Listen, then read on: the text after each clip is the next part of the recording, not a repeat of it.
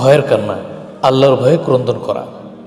আবু হুরায়রা রাদিয়াল্লাহু তাআলা থেকে বর্ণিত, যে ব্যক্তি আল্লাহর ভয়ে ক্রন্দন করেছে সে জাহান্নামে প্রবেশ করবে না যে পর্যন্ত না দুধ স্তনে প্রবেশ করবে, আর আল্লাহর রাস্তায় ধুলা এবং জাহান্নামের আগুনের ধোঁয়া একত্রিত হবে না।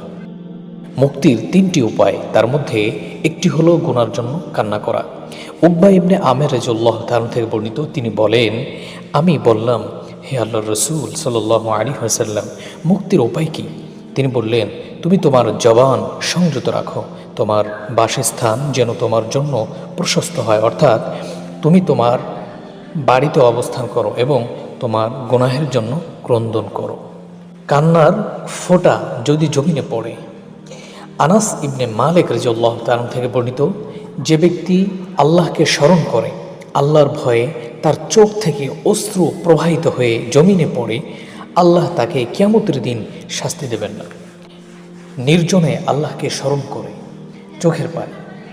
আবু হুরায়রা রাদিয়াল্লাহু তাআলা থেকে বর্ণিত, নবীজি সাল্লাল্লাহু আলাইহি ওয়াসাল্লাম বলেন, যেদিন আল্লাহর রহমতের ছায়া ছাড়া আর কোনো ছায়া থাকবে না, সেদিন 7 ব্যক্তিকে আল্লাহ তাআলা তার নিজের আরশের ছায়ায় আশ্রয় দেবেন।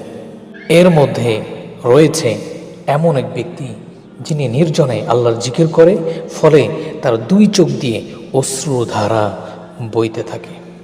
যে চোখ কাঁদতে জানে সে চোখ দোজখে জ্বলবে না।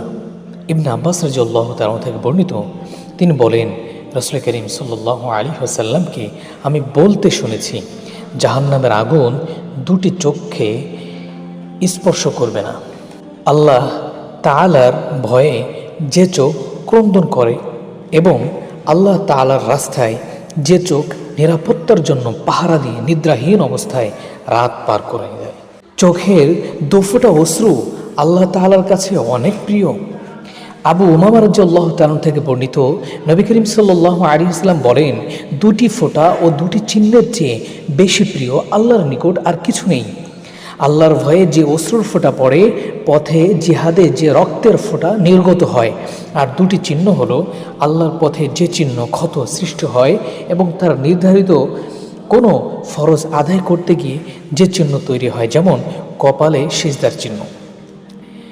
মাছের মাথা পরিমাণ চোখের পানির কত দাম?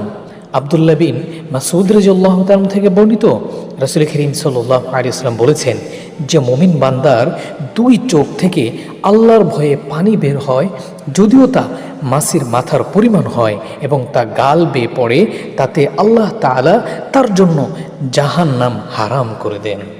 আল্লাহ তাবারক ওয়া তাআলা আমাদের সকলকে এমনই ভাবে যে হাদিসগুলো পড়লাম, এই হাদিসের যে ভাষ্য, যে আল্লাহর ভয়ে যেন আমাদেরকে আল্লাহ তাআলা ক্রন্দন করার তৌফিক দান করেন এবং চোখ বেয়ে যেন অশ্রু প্রবাহিত হয়। আমিন ইয়া রাব্বাল আলামিন।